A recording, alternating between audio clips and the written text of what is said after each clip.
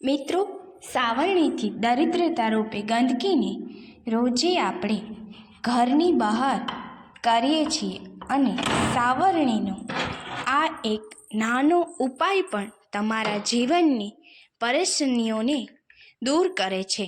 માનવામાં આવે છે કે જે ઘરમાં ખૂણે ખૂણાની સફાઈ થાય છે ત્યાંનું વાતાવરણ સકારાત્મક રહે છે અને ઘરમાં કોઈ વાસ્તુદોષ પણ નથી હોતો. તો સાવરણીથી જોડાયેલ ઘણી બધું વાતો હોય છે. આજે અમે તમને એક ખાસ વાત જણાવીશું. રાત્રે સાવરણીના નીચે શું રાખવું જોઈએ જેનાથી તમારી બધી પરેશાનીઓ દૂર થાય.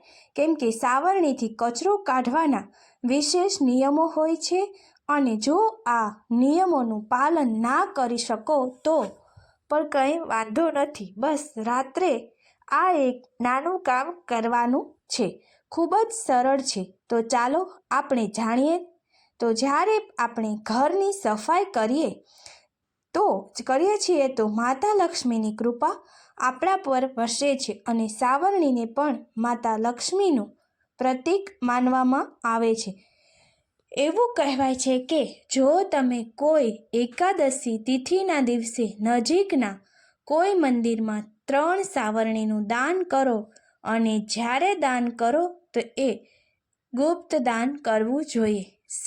સવારમાં અંધારાના સમયમાં, એટલે કે અજવાળું થતાં પહેલાં જ તમારે જઈ અને સાવરણીને જે મંદિરમાં રાખીને આવી જવાનું છે કે પછી તમે ઈચ્છો તો ત્યાં મંદિરે જઈને તેની સફાઈ કરીને સાવરણીને ત્યાં જ મૂકીને આવી જાઓ. તેને ગુપ્ત દાન કહેવાય છે.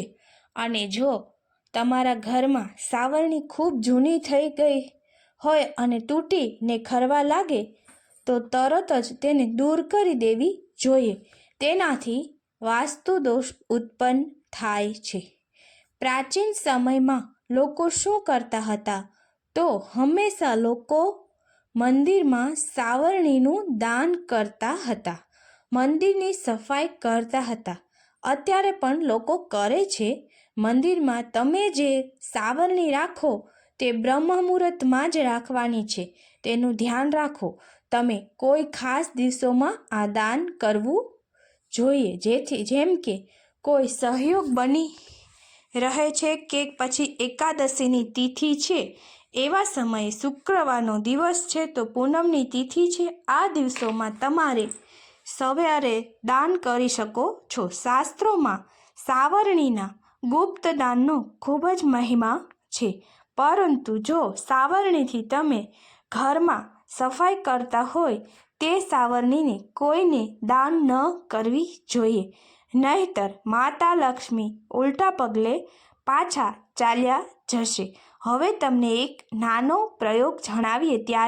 જ્યારે તમે ઘરમાં કચરાપોતું કરો છો, નીચે એઠું પડેલું હોય તો સાવરણીથી ત્યાં કચરો કાઢવાની ભૂલ ન કરો.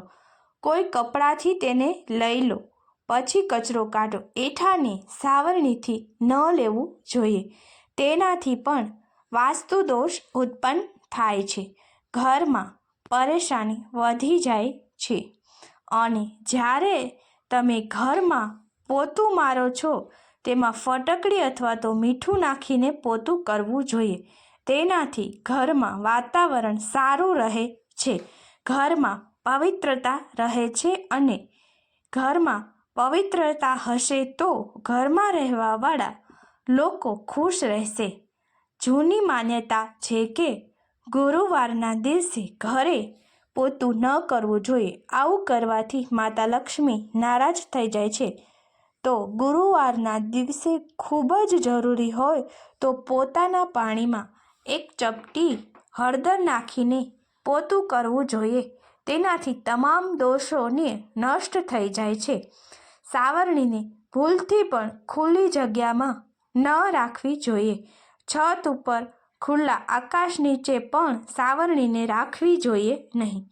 કોઈ દિવાલના કિનારા પાસે કે કોઈ સજાની નીચે તમે સાવરણી રાખી શકો છો અને એવી જગ્યાએ રાખો કે જ્યાં તમારી સાવરણી પર કોઈની નજર ના પડે. જ્યાં તમે ભોજન કરો છો ત્યાં સાવરણી ન રાખવી જોઈએ. તેનાથી ઘરનું અનાજ ફટાફટ પૂરું થઈ જશે અને સ્વાસ્થ્ય સંબંધી પરેશાનીઓ પણ થશે. અને સાવરણીની સફાઈનું પણ ખાસ ધ્યાન રાખો. કેટલીક વાર જ્યારે તમે નવી સાવરણી ખરીદીને લાવો છો તો તેનો ઉપયોગ કરવાનું ચાલુ ના કરી દો. જ્યાં તમે સાવરણીને પકડો છો ત્યાં સફેદ દોરો અથવા તો નારા છડી બાંધી દો.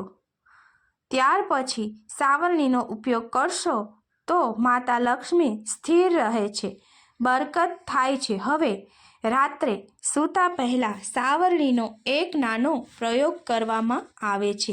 રાત્રે સૂતા પહેલાં તમારા ઘરના દરવાજાની સામે અંદરની બાજુ સાવરણીની રાખો છો તો આડી રાખવાની છે.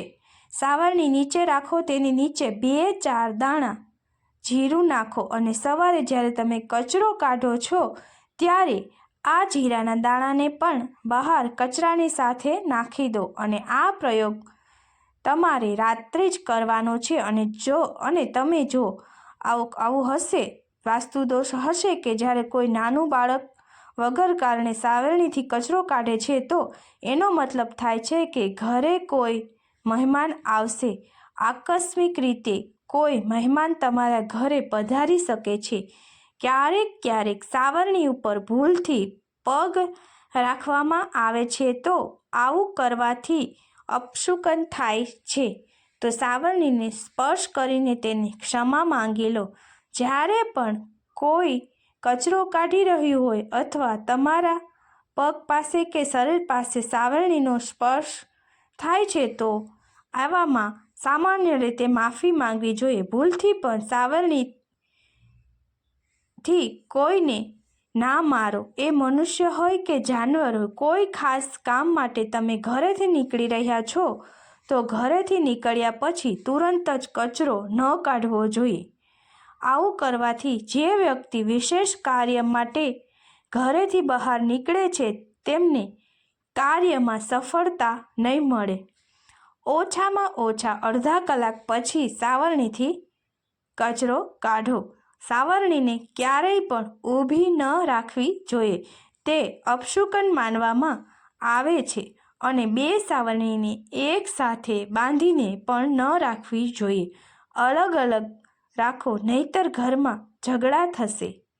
કેટલીક વાર તમે તમારા એક ઘરેથી બીજા ઘરે જાઓ છો તો ઘર બદલો છો. જ્યારે તમે નવા ઘરે જાઓ છો તો જૂની સાવરણી પણ લઈ જઈ શકો છો. કેમ કે જૂની સાવરણી તમે તમારા જૂના ઘરે ન છોડી શકો. તમે નવી સાથે લઈ જવી જોઈએ, પરંતુ પછીથી જૂની લઈ જાઓ. જ્યારે પણ ગૃહ પ્રવેશ કરો છો ત્યારે એક હાથમાં તુલસીનો છોડ અને બીજા હાથમાં સાવરણી લઈને જ પ્રવેશ કરો. શુભ માનવામાં આવે છે. આશા રાખું છું કે મિત્રો આપને આ અમારા વિડીયો પસંદ આવ્યો હશે. તો અમારા બીજા વિડીયોને જોવા માટે ચેનલને સબસ્ક્રાઈબ કરો. જય માતાજી મિત્રો. આવા વાસ્તુને લગતા વિડીયો જોવા માટે આ ચેનલમાં જોડાયેલા રહેજો. આભાર મિત્રો.